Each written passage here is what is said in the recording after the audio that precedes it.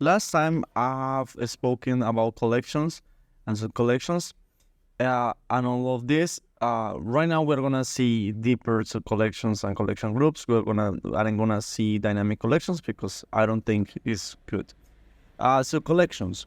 First of all, okay, subcollections. It's really easy. It's just a collection, and you just put it inside of this array, and it applies the same rules.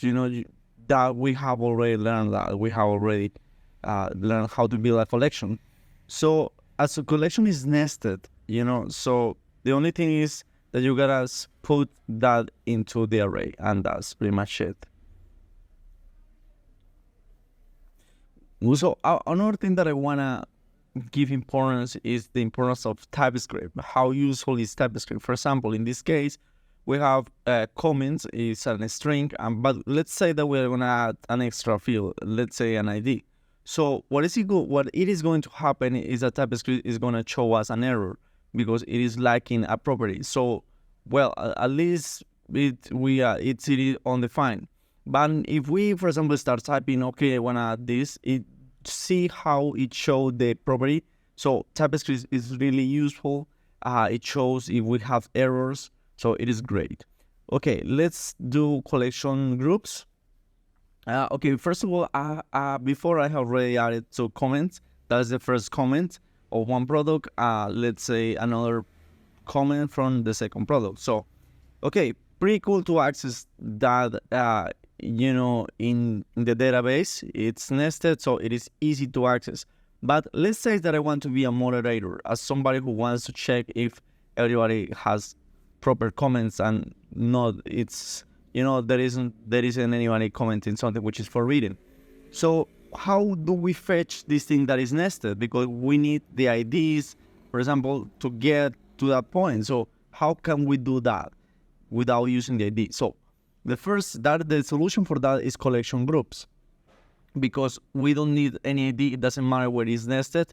So the only thing that we can use is we're going to copy this thing, and we have, for example, product comments, and the collections with the name product comments are going to be the collection group. It doesn't matter where it is nested in the root, or it is re-nested in a lower level. So that's how we relate with the collection group.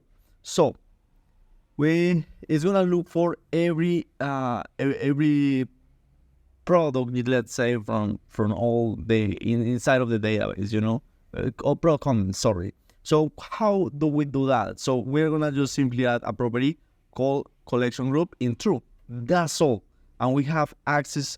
We can read all the comments from all the products without thinking about what is the ID of the products in order to get for that. Okay, let's change the name here. And that's it. It's pretty much really easy, but at the same time really powerful. This takes times in different databases, to develop the UI and all these things, but it is really easy. Okay, we're gonna add it to here in order to see in my local host. Cool.